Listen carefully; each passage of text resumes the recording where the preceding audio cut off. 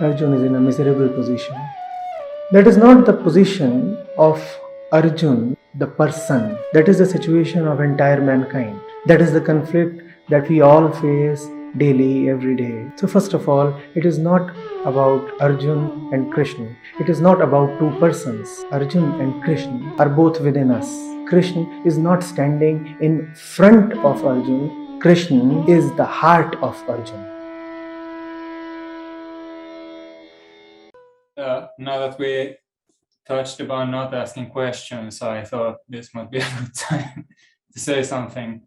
I didn't ask anything for a really long time, and I mean, I cannot deny that there's this element of trying to keep my distance, you know.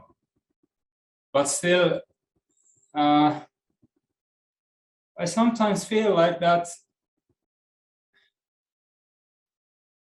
it's like there's something that I know I should ask, but I just can't, you know, like grasp it.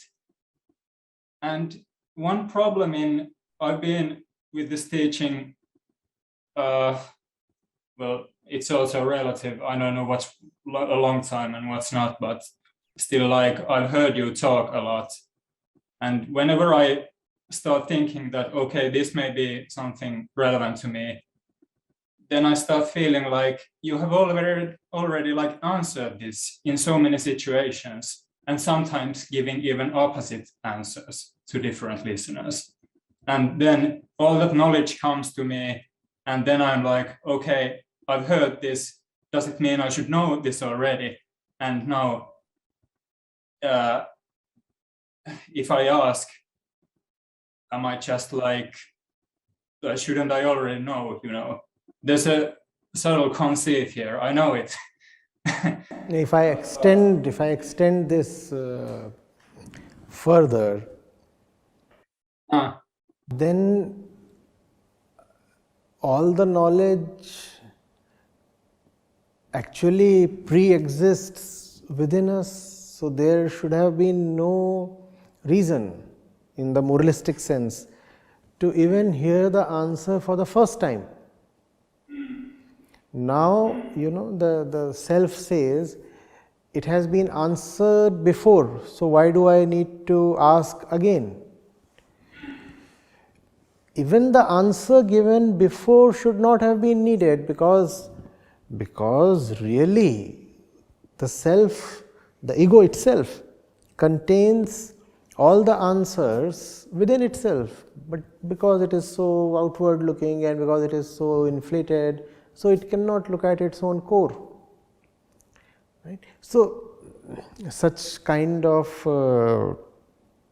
moralistic hesitation is really not needed.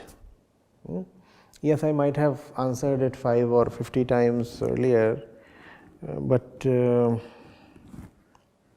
yeah, that's very little effort compared to what is needed to drive the point home.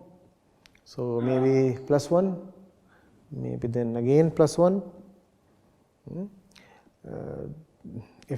If that is to be the criteria, you know, whether or not a question has been answered previously, then Acharya Prashant in fact is not even needed, because every possible question under the sun and beyond the sun has been answered by so many wise men since so many centuries.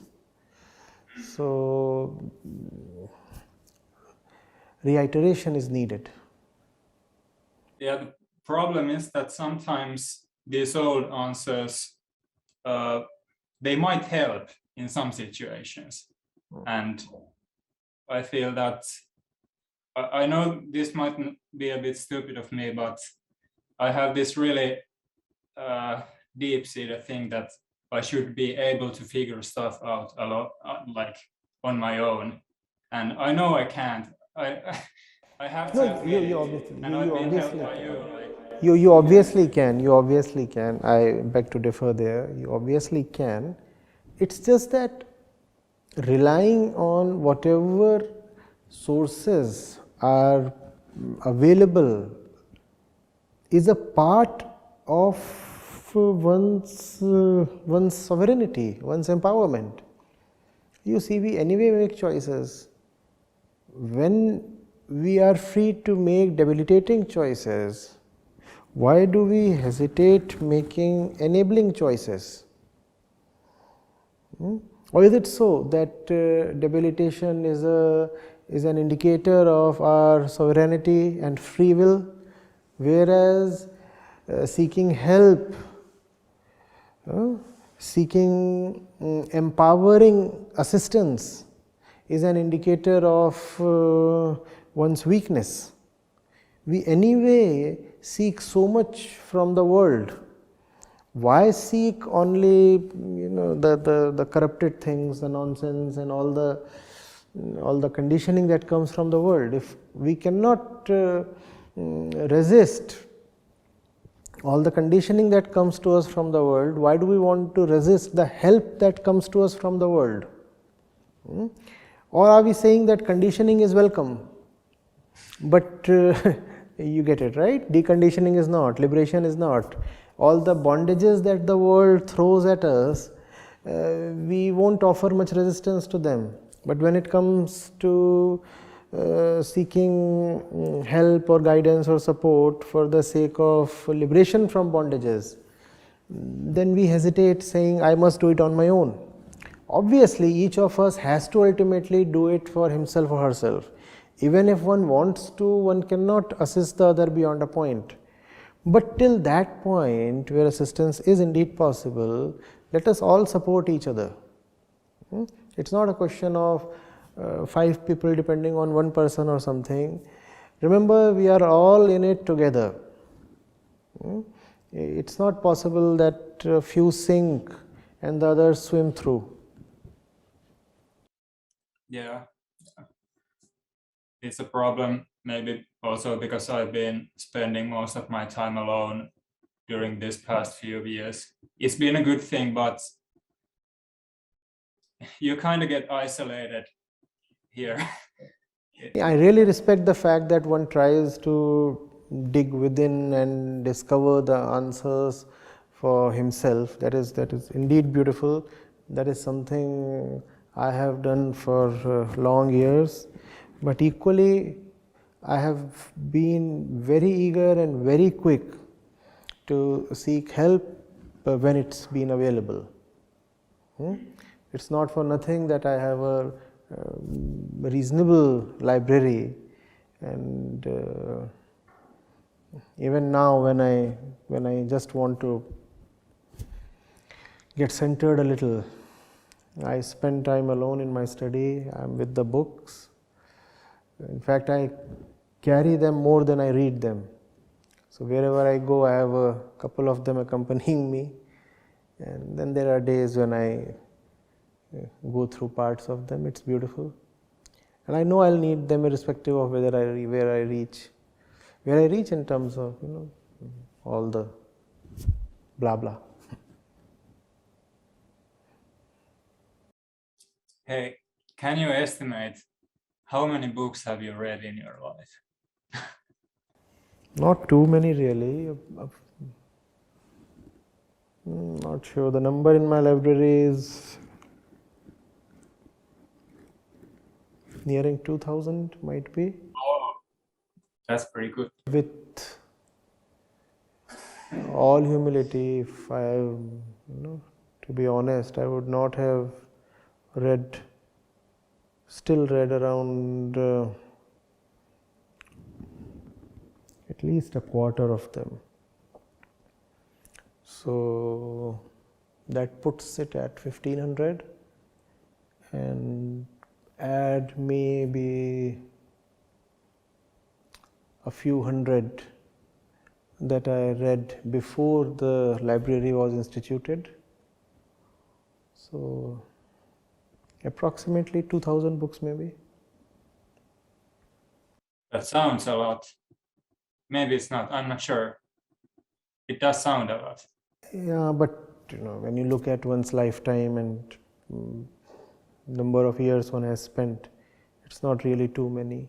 So, and frankly, not all books are useful, right? So if I am to recommend somebody, I hardly ever have more than 20 or 40 I can really recommend. I had to go through so many books because I didn't have very precise guidance. Otherwise, 1,000 or 2,000 is probably just too large a number. Not these many books are needed. I'm talking of the field of wisdom. If you are talking of medical science or computer science, that's another matter, and I understand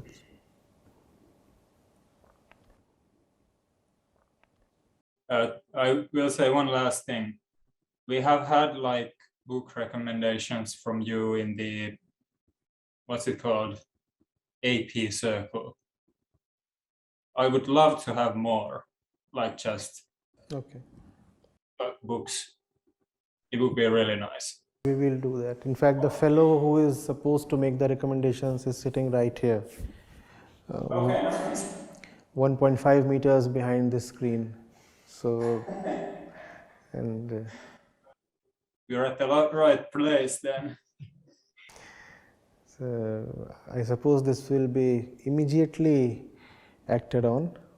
And book recommendations are something everybody. The only problem there is, as I said, there are not too many books we can recommend. Equally, there are books that are useful only in specific parts. So it sometimes becomes a dilemma whether or not to recommend. Because if one recommends and it's a 550 page book, and I know that only some 15-20 parts or a few things that I happen to highlight and underline are important, and I impose the entire 550 pages on somebody, I fear it's a wastage of time. So that quandary is there. We'll resolve it somehow. We'll resolve it. Very good. Yeah. Thanks for the suggestion.